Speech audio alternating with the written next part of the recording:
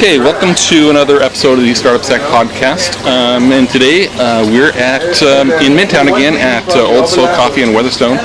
And I've got with me Elizabeth Dodson, the founder or co-founder of HomeZada, and we're shooting out in the wild again in the wilds of entrepreneurs here in Sacramento. So there's going to be a little bit of noise. Apologize for that.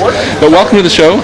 Let's have you start off introducing yourself. What's your background in entrepreneurship and business, and then you can segue into what HomeZada is. That's perfect. Thank you for having me. My background, I started at a company called Meridian Systems. I was an early stage employee at this startup. It was here, based in Sacramento, and it was all about commercial construction project management software. So for anyone who doesn't understand what this is, when you think of all the major buildings around the world, the solutions that Meridian offered were used to actually build those buildings. And you have to track documents, you have to track details of the project, communication strategies, plans, contractors, people, all those different things. And so that organization was my first entrance into startups. And I actually moved from the East Coast to Sacramento to take this opportunity, and I loved it. Had the best time. For anyone who's ever considering working for a startup, I definitely suggest you do it. You learn a lot in that experience, and you get to try different activities and roles within the organization, because there's just so many things that need to get done. And you can determine your own path through the organization, and you can take multiple strategies, which I think is amazing for anyone who likes change like I do, or who likes to contribute as well to a company and help it grow. We helped the company grow. It grew. We took late stage funding because we had to create a new enterprise application at that organization, as well as we introduced one of the very first SaaS models, software as a service model, or some people refer to it as the cloud today, to our customer base. And with that, it required funding at the time. And so we took late stage funding, so only one round of funding, and it was seed. So we skipped everything else because we bootstrapped everything. And then with that seed round of funding, we were able to build those solutions, and then we were able to sell to companies not only in the construction space, but also in the owner-operator space. Companies like Target and Disney and the General Services Administration, the Illinois Tollway Authority. So it took our company to the next level. At that point, Meridian was then sold to a publicly traded company called Trimble. It's an amazing company. They continue to allow the company to grow, and to this day, many of the employees are still with the company. My three co-founders, two co-founders and myself, so there's three of us, David, John, and myself, all used to work together at Meridian. And so that's how we all knew each other. And during that process and working for Meridian, I said to myself, there's got to be a better way. I have to be able to manage my house more effectively. I see that we can manage all of these large, amazing projects in the world, yet I don't have anything to manage my house. Very frustrating. So that's what HomeZada is all about, is managing your house. It is. And so, like any company that you start, many companies are started out of personal need. And when your hot water heater breaks and you're taking a cold shower, you realize that you need something to help you stay on top of all the different details about your house. Motivation from the cold shower. Motivation from the cold shower. And so basically what we did was, during that time, I had literally said for 10 years, I'm going to go find the solution. Someone else I know built it. I know they did. And for 10 years, I looked. No one built a solution. And what time frame was this? This was probably from 2000 to 2010. And I just kept looking and looking, because I was already part of an amazing software company here in the Sacramento region. I didn't need to be a part of something else.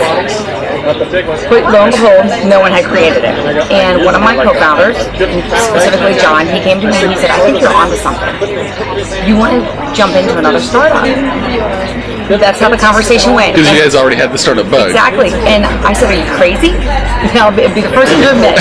But then at first I thought about it, and I said, I'll get what I want.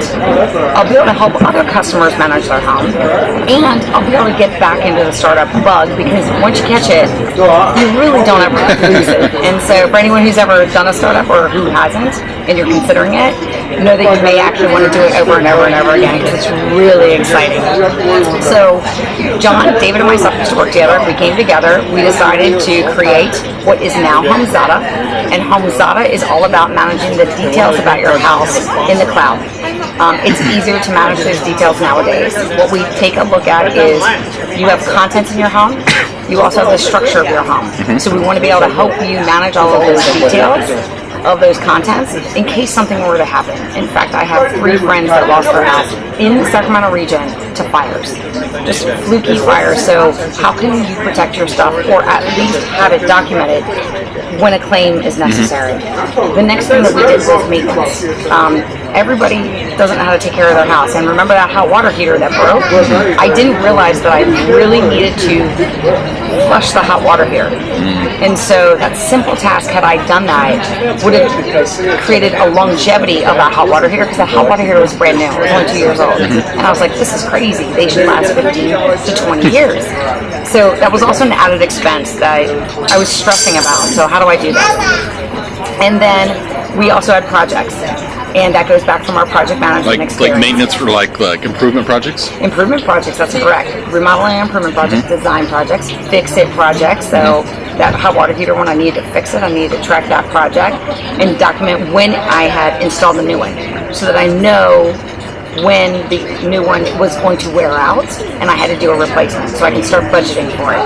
And then as part of all of this, because your house needs to be managed, you also need to manage all of the different finances of it, whether it's your household expenses, what your mortgage to equity value is, what your valuation of your house is, do you have coverage for enough of the contents in your house, and then everything else associated with the value of your house. Maintenance costs money. How can you project that budget? Projects cost money. How can you stay within budget? Most of the projects in the United States are over budget, which is problematic. So how do you stay within budget on your projects and move forward? So basically, HomeZada is an all-in-one suite of all things home that you can track in the cloud. Add as many documents and photos and details about your house, or as little. It's entirely up to the user. And when did you launch HomeZada? When did it start? Sure. And, or I should say, when was that first version of the product available to? Sure, that's a great question. So we decided as a team to quit our jobs on December 31st, and then on January 1st start What year? HomeZada. And this was 2010 quit, 2011 start the new company. Didn't even take any time off, just went for it. We were like excited, we were getting ready to get in there. And it took us about a year, 9 months to a year, to build the product. And did you do that yourselves, or did you outsource it That's to? a great question. So David, my other co-founder, is the primary developer on the back end of the solution. However, we did need assistance with user experience and user design on the front end of the solution. So we did contract with another organization. At the time, we used an organization in Virginia because we couldn't find the right resources in town. Now that has changed. Our second rendition of the product and version of the product, with a new look and feel, we actually found great UI UX designers in town, and we hired them on contract. And in fact, for anybody in the startup community, this is really important. Go to the events. We actually found this company at the major startup grind summer party. Oh, okay, cool. So the first one they had, which I think was 3 years ago. Yeah, that's where this was the third one. The third one we had was just like a couple weeks ago. Exactly, great event. You'll get to meet new startups. You'll get to meet other people in the startup community. You'll meet people or resources that you may need, like attorneys, like maybe you might need HR people. That's a little early, but maybe you might need that. Maybe you need help with finances, not only just funding, but also just setting up your financial structures. So all of those individuals will show up at these events, and that's how we met our company that we work with. I'll put a plug out there for them because I think they're amazing, Good World Media, and their team just really helped us deliver on this new user interface. But yes, we had to outsource that, and we're okay with that because we know our skill sets, and that's also important when you are a startup. Know where your skill sets are, and don't be afraid to admit where you lack in some of those skills, because you can always fill those gaps. And we're very honest as a team, and we're very fortunate. We've worked together for a very long time. So because of that, there's no hiding. So we know where each other's strengths and weaknesses are, and we embrace them. We said, where can we fill the gaps? And we do that with a lot of contractors in town.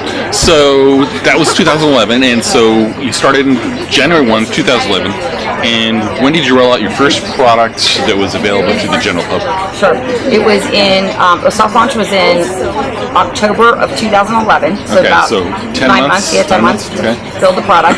And then the official launch with marketing and all kinds of other details as it relates to a physical marketed launch was in January of 2012. Okay. About a year then. Yes. And so it's not for the faint of heart, but we also knew what we were building. And our first version of the product only had inventory and only had maintenance. And while we were rolling that out, we were building projects and the ability to manage the normal projects in the background. So like 2.0. Yes, exactly. And so we just kept adding on feature sets. So that's the other thing to keep in mind. We believe in the concept of being a startup. We believe in the concept of getting it out to market, testing it, and then at the same time adding features as things come alive. You'll find as if you're in the software world, you'll find, maybe even other areas as well, you'll find that clients will help you understand what's important to them inside the solution. They will also help you understand what isn't important. And so you'll find as time goes on, you may start removing features, adding different features, moving things around in the product because usability becomes difficult.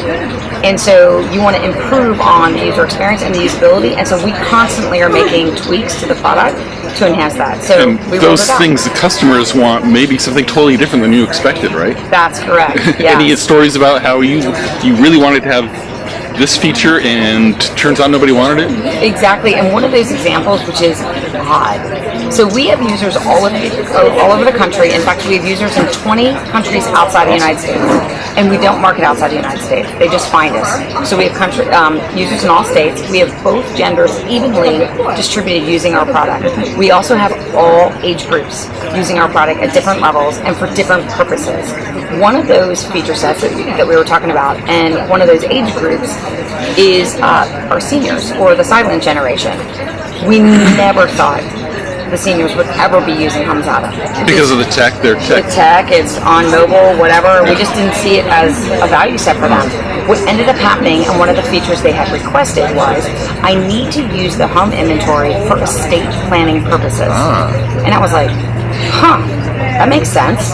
And sure enough, something very simple. We added 2 little fields in the system, and we created a PDF specific to a report, basically specific to estate planning. And the seniors were elated. And I'm like, okay. And this also plays a role not only with seniors, but even other generations that are starting to think about, where do I want items to go? Where I don't want my children fighting over things, or I don't want any entities fighting over things. So how do I actually assign those items and then print this document and provide it to my estate attorney as an addendum? So that's an example of the different use cases as well as one slight need that people are looking for. It's amazing. Wow. So that was way back in 2012 or 2011 you actually launched. Where are you at now? What's next? Exciting things. So we continue to grow the product. So the first thing that we did, and we knew we made an investment in building out the platform of the product. We've since enhanced the user experience. We enhanced the mobile experience. We originally launched the product, and we had a mobile experience that was functional, but not user-friendly. And it was not well received. So what we did was, the first thing we did is, when we're enhancing this user experience, we're going to enhance the mobile experience. Totally did that. And the mobile experience is amazing.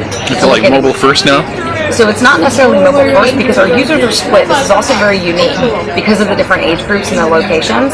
It's 40% of our users are on desktop, 40% of our users are on mobile, and 20% of our users on tablets. And one of the things that we also noticed is our users go interchangeably.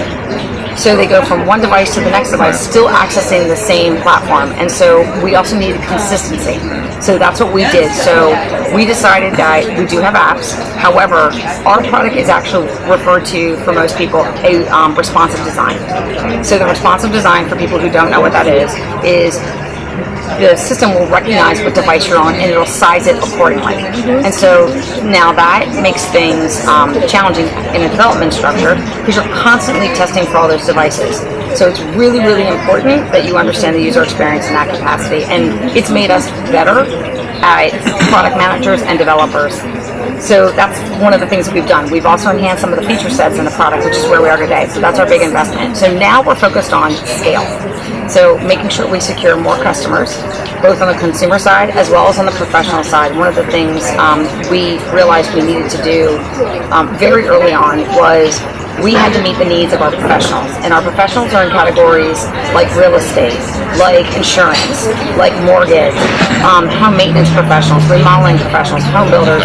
Those organizations want our solution to actually interact with their customers.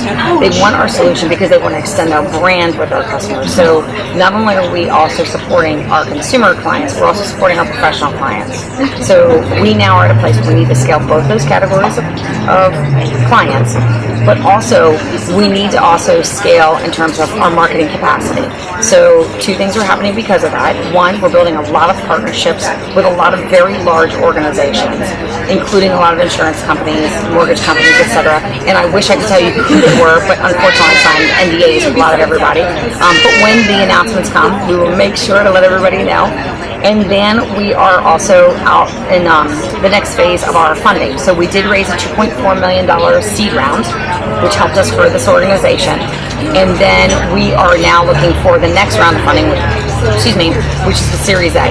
And so we are looking and talking to a lot of different types of funding entities, and this is important for any startup to consider. We look at the traditional private equity VC route, and we talk to those organizations. We've also talked to super angels because some of those individuals are interested in funding our organization. The other thing we've looked at is, and these organizations have approached us, they're family funds. So family funds are a little bit non-traditional in terms of VC. They act kind of similarly, but families come together, or one family comes together because they have a lot of money and they want to invest in certain technology or certain types of startups. And this could be anything from technology to products to services to anything, nonprofits. And basically what happens is they take a look at your organization and say, I want to invest. The fourth category of investment opportunities that we're talking to, because it's relevant to us from our professional side, is corporate ventures. There's a lot of organizations. I think in 2012 there was like 400 to 500 corporate ventures, and by 2014 there were over 2,500, so somewhere upwards of 3,000 corporate venture firms inside traditional companies. And what they decided to do was set aside money to make investments in organizations that are directly correlated to their businesses. And it could be internal business structures, it could be external, it could be growth for the future, it could be customer types of solutions, but they are looking at investing in types of companies to do that. And we are talking to a lot of those organizations because they believe in what we offer. Now, as part of that situation, this is just a heads up for all those startups out there, those corporate ventures oftentimes want to make sure that you're aligned with a business unit inside your company. So sometimes that can turn into what we refer to as a sales cycle or an enterprise sales cycle. So you need to get your ducks in a row as it relates to, I want to work with this corporate venture, but I also want to make sure that we're aligned in a business unit. So understand the company before you go and start pitching to them on the corporate side, meaning the venture side. Understand their business model so you can show them exactly how your company can support their company. So you probably have to do a lot of research then to know if how you can align with that, right? Yes, you do. And I'm a firm believer, maybe this is my sales background, but know your audience. Whether you're pitching to a VC or an angel or what have you, whether you're pitching to a corporate VC or even selling your product to a large entity, understand their business model, get that information as much as you can. You won't get everything because you're not working inside the organization, but get as much as you can so that you can put your best foot forward and you can present the solution as it is specific to that particular organization. You understand their problem so that you can address how you're going to solve it, right? Exactly. And we talked a little bit briefly about the different partners that HomeZada has. Our solution provides similar value to all of them, but it's different terminology we need to use, and it's different slightly value propositions or needs that we are solving. So we call out those specifics when we are talking to those partners. So, maybe to segue that into a little bit, you're got to be spending a lot of time looking for this funding, and you're also one of the members of the cohort of FourthWave. So I'm kind of curious how FourthWave is helping you do that, and maybe you can explain what FourthWave is a little bit and how that group of female founders is helping you take HomeZada to the next level. Okay, sure. That's fantastic. So FourthWave is a new, I believe they want to call themselves an accelerator, so a new accelerator that's comprised of female and male mentors, which I think is very important, and it's individuals that have had experience in startups, individuals who have had experience or are currently involved in investment. For instance, one individual in this group, she actually started and ran Intel's corporate venture firm. Cheryl. Yes, Cheryl. Inside Intel is one of the biggest and one of the earliest corporate venture firms ever in this country. So, I mean, she understands the ability to actually make investments into companies, and she understands what investors are looking for. And that's Cheryl's one example, but the rest of the team is in the same boat. And Margaret has quite a bit of experience in that too. Absolutely. And so they bring all that to the table. Not to mention, they also bring to the table their actual skill sets at their previous companies. So many of these individuals may have run a fund, but they also may have been head of marketing. They may have also been in HR roles. They just have a better understanding of overall corporate and company management. And they bring that to the table, which is really, really valuable and very important.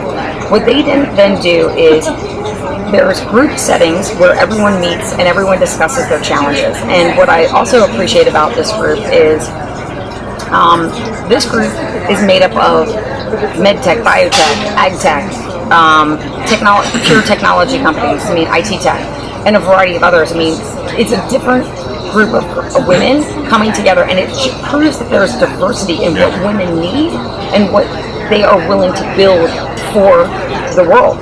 And so that's one area that this brings together. The other thing that they do is they have one-on-one mentoring, and these one-on-one mentoring capabilities are weekly. And the mentoring happens in 2 phases. There's one phase that you're assigned a mentor that focuses in on the business aspects of growing your business. You look at where your strengths are, where your gaps are, where do you fill the gaps, and how can everyone in the FourthWave community help. And the FourthWave community is beyond just the initial mentors and the FourthWave individuals leading that organization. It is a connection of other mentors and individuals outside the FourthWave, but all throughout Sacramento. So there's a ton of resources in Sacramento for people to leverage. So it's fantastic, and FourthWave is bringing them all together. The next thing that they do is they're mentoring you on those types of business aspects, but the other aspect they're mentoring you on is conscious leadership. And I'll admit, at first I was not aware of what this was going to mean, but it helps you identify how you communicate your message, to whom you're communicating, and also helps you internally sometimes get out of your own way. As entrepreneurs, we have a lot going on, and we're super busy. We may have a set of skill set that we know is happening, and we want to push forward. But what ends up happening is we tend to push forward on the wrong things, and I forgive right or wrong, but on the things that maybe don't matter as much as the priorities. And so this conscious thinking capability actually helps us understand how to find what the priorities are, how to understand how to communicate our message, and when to do it. And so it's really, really important that you bring these 2 items together, both the financial and the business aspects, as well as learning more about yourself and what you're capable of, but also where you need to move. And it's really important because of the diversity I told you about on the different women that are in this cohort. Some women are scientists and they've never had business experience, and that's a good thing because there's plenty of mentors in Sacramento that are willing to support on that. So they got different backgrounds, and they're all at different stages, I should say, of starting the business too, right? That's correct. Yeah. So you've got companies in there who have been in business for years, and they're at the next phase where they want to go into growth and they want to go into scale. You've got companies in there that are brand new, and they're in the I want to say the incubation stage of building their business. They've got the idea, now they need to start executing. And how are they going to do that? So there's a couple of those. There's others that are in there. They've got IP that has maybe had patents, or they have some registrations of some sort, depending on the type of product it is. And they need to understand, now that I've got this, now what? Where do I go from here? What type of company do I build? There's some people in the group, they're looking at business models. Is this the best business model for your business, or do you need to migrate? For someone like HomeZada, as we said, we're all about scale. So FourthWave is helping us find investors. They're helping us find even partnerships with other companies in these large companies to see who's connected to whom, and they're all over the world. So how can we actually form relationships with them and leveraging our networks, which is key. And believe it or not, there's a big network community in not only FourthWave, but in Sacramento, who also know people from all over the place. Because me being a transport, I noticed that there's a lot of people in this area that either are raised here, but there's a lot of people that come from other parts of the world, and they're connected, which just makes Sacramento a great place to leverage a network. Interesting. So I'm guessing as in addition to the mentoring and help you're getting, that this cohort's been together for 7-8 weeks now, maybe a couple months. How is that team coalescing and bonding, and what's that camaraderie and network within like? It's got to be supportive and a great thing for you guys, I imagine. It is. I mean, so a couple things happen. So where someone is strong, someone else may have weaknesses, and so we're helping each other with those, I guess, overcoming some of those weaknesses, so filling those gaps. So that's the one area that's happening. The other thing that's happening during these calls that we have monthly calls as well as more in-person calls, which also are very helpful. We're getting status checks of where everybody is. And a good example of that is we had a status check meeting, I want to say 2 weeks ago, and it was an in-person meeting at the Urban Hive. So another shout out there, by the way. So if anyone hasn't been to the Urban Hive or any of the other co-locating working spaces, definitely check them out in town. They're just amazing. You'll meet great people. But we had a meeting at this location, Urban Hive, and we were able to get a status of where everybody was. And immediately, everybody had connections that they needed to provide to somebody else for your business. I'm like, let me talk to this person. I'm going to actually introduce you to this person because I think this is going to enhance your business. Let me talk to this person. What do you want to do? Okay, great. And each organization has different networks that they bring to the table, but you'd be surprised. So there's one individual in the group. She has, she's from traditional tech, IT tech, and she's building a cap that is safety. So Kim Box is building this for safety. And I said, I have people in the packaging industry because a long time ago, I was in the packaging industry and specifically caps. I said, I have people that I think you should talk to. And she goes, great, send them over. So you see the networks and the connections happening. It's a network of networks, yeah. Exactly. And you don't know where people originally started in their history, which is fantastic because when you have environments where you connect with people and you have this camaraderie, whether you're women, men, whatever, you actually start realizing that you can help each other out more often, but you have to acknowledge and let everybody know what's happening in your business and where you need help. And so that was the one thing that we all also are very adamant about. What's your ask? What do you need help with? Where are you going? Let's get takeaways to see how we can actually help each other and support each other. So where's the cohort out? How many more weeks before the program or the cohort ends for FourthWave? I believe it's only a few more weeks. However, we're extending it. Oh, okay. Yes. So we're having major events in October, early October, that will bring investors, our cohorts, our mentors, and a variety of other individuals, potentially the press, together to actually talk about what happened during the FourthWave program, what are the results of it, but also helping finalize pitches and communication strategies to these investors so that if there's an opportunity for these investors to invest in any one of these companies, the FourthWave was bringing everyone together, and that's half the battle. Most investors don't even know who's who in the zoo unless you talk to them. And so a lot of times it's a matter of asking for what you need, and I think that sometimes women have a harder time to do that than men, and investors want to hear from everyone. They want to know what's out there because they don't want to miss an opportunity. And that's the big, takeaway with this. If you are anyone as an entrepreneur, what's the worst that can happen if you ask? They say, no, it's only 2 letters. That's all it is. And you just go, okay, and it maybe not no, or maybe not now. So it's not a bad place to be.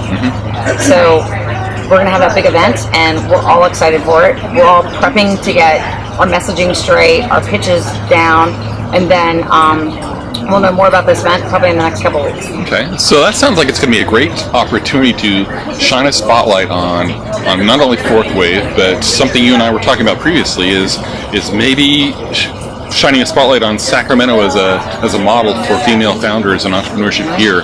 Any thoughts on how we can make Sacramento a hub, a mecca, if you will, for female founders?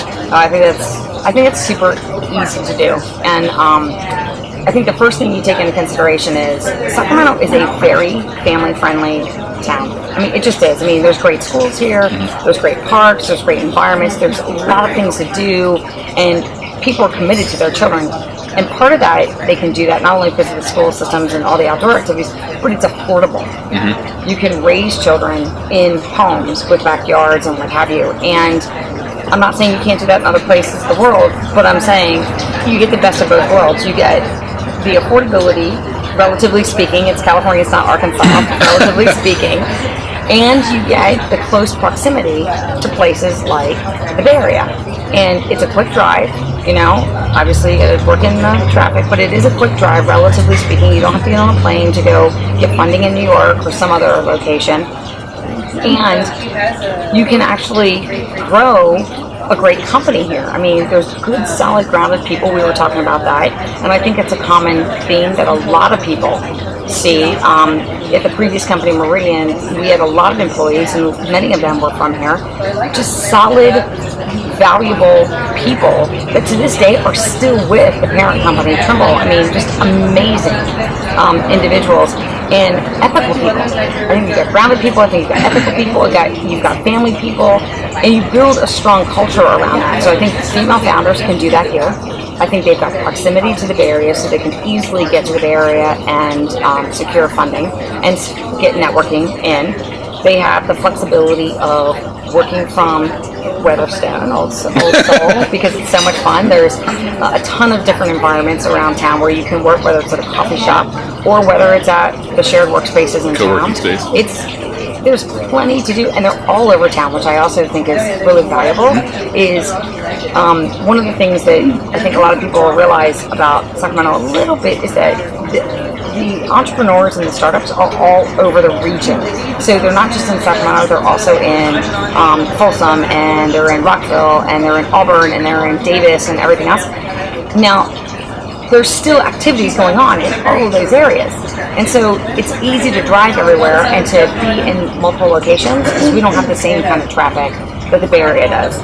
And I think that that's another excuse to be here and build a family as well. Even if you don't have a family right now and you're considering it, you've already set the framework and the foundation to start your family in a place where you'll feel confident and comfortable raising kids.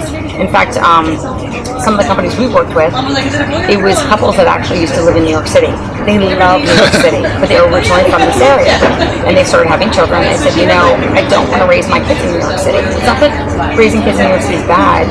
I just want to move back to a town that really has good value systems to raise my kids, and not to mention my parents are close by, so why wouldn't I do that? So we're seeing a lot of that in a lot of other areas of the country as well, and it's a great place for women to really put roots and to grow companies. There's a lot of opportunity.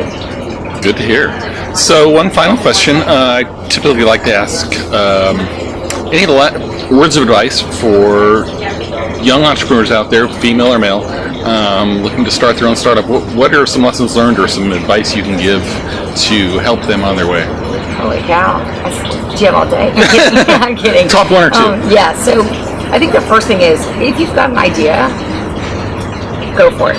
I mean, obviously you have to do your research and you have to do your due diligence and determine whether it's a viable opportunity. And you can do that through focus groups or alpha groups with your friends. You do it with your friends, yourself, etc. That's the first thing. Go for it. If you really, really have done your due diligence, go for it. Because you may look at yourself and go, I wish I had done this. And then someone else is going to do it anyway. Because that will happen. So that's the first thing. The second thing is, I really believe, and we talked about this earlier, know where your strengths and your weaknesses are. And be okay with your weaknesses, because you're going to be able to find people to fill those gaps. And I think a lot of people feel that they have to be perfect and they have to be perfectly ready to start a company. And I think that's the silliest thing ever. Because as you're building your company, you're going to see, okay, well, this has changed and that has changed. And, you know, a good example of that is marketing. Marketing is not the same as it was 10 years ago, 5 years ago, 20 years ago. It's just not the same. And it's ever evolving. So you're going to be learning along the way. And if you are a person that is willing to teach yourself, go gain knowledge from anyone else, and you really have passion for what you're doing, this is an opportunity for you. But you need to understand where you're not good in order to fill that gap and to educate yourself or find people that can support you. Right. Okay, good advice. So last, any shout out? Well, first of all, we should say HomeZada. How can people find HomeZada? And on the web, on the App Store, how can people find it? Yeah, so you can find HomeZada on the web at www.homezada.com, HomeZada, just for anyone who knows it. And then you can find it on both the Google Play and the iTunes App Stores. Okay, any last shout outs to anybody out there? Yeah, so I'm going to shout out to quite a few people. So I just talked about some of the co-working spaces. So shout out to the Urban Hive. We've been able to meet a lot of people out there.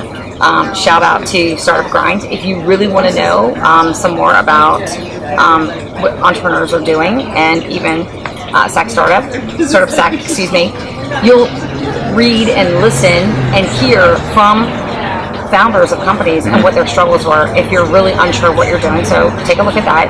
And then I'll shout out again to Good World Media, because I really believe that they are a quality group of people who really understand user experience and user design as it relates to software products. Awesome. Well, thanks for your time. We appreciate it. And best of luck with HomeZada and FourthWave. Thank you so much. All right.